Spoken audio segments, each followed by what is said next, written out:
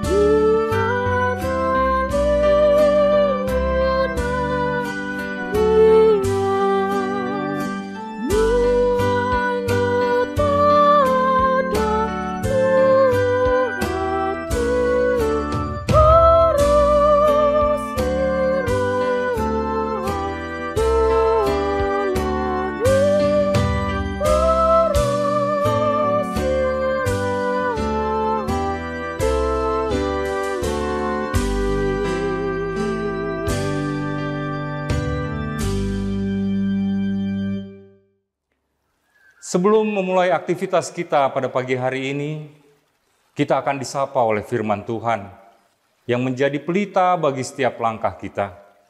Sebelumnya, marilah kita berdoa.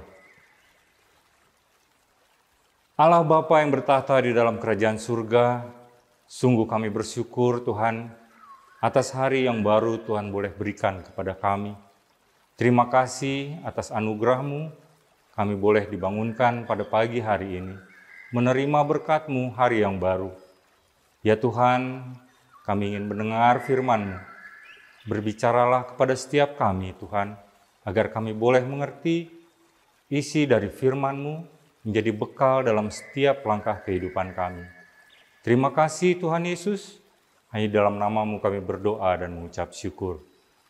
Amin. Firman Tuhan bagi kita pada hari ini tertulis di dalam Amsal 16 ayatnya yang ke-6.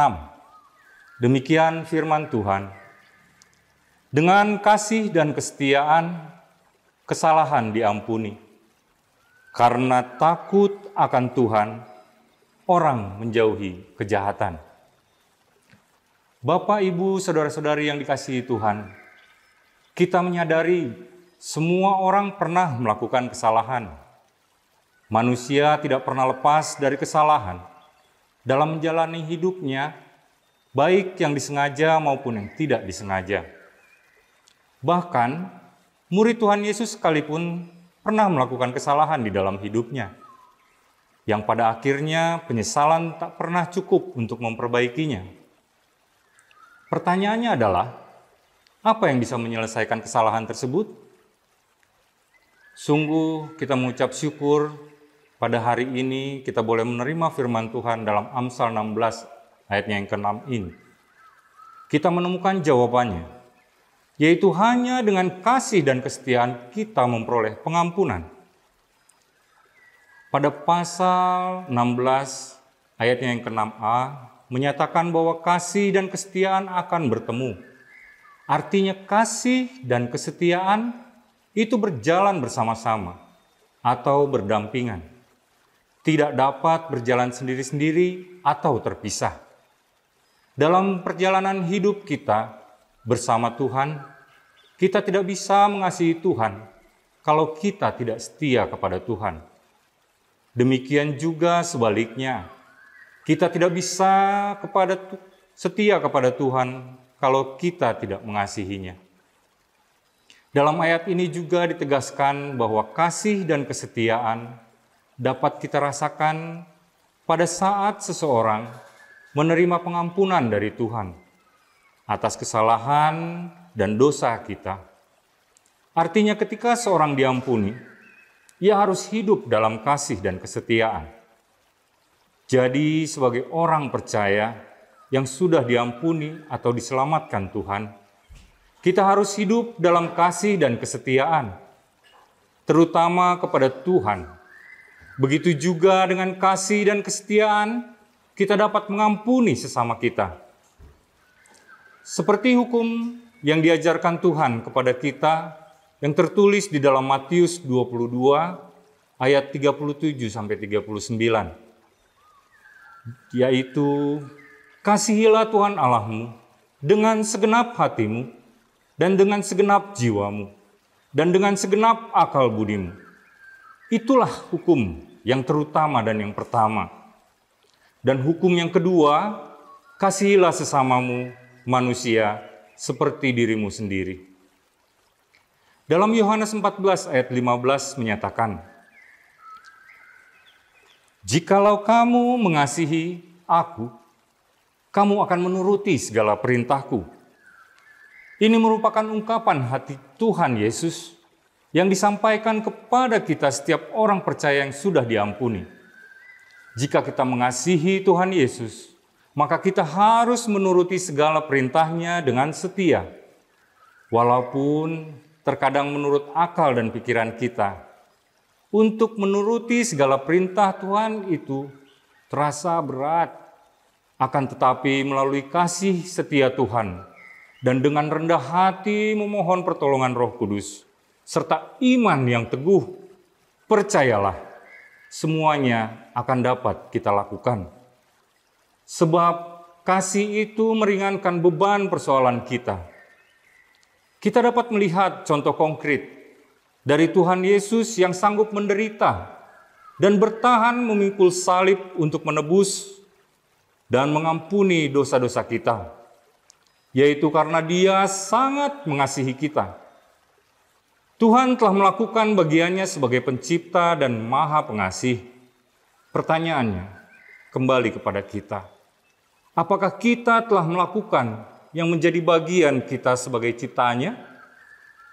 Saudara-saudari dan saya tentu dapat merenungkannya.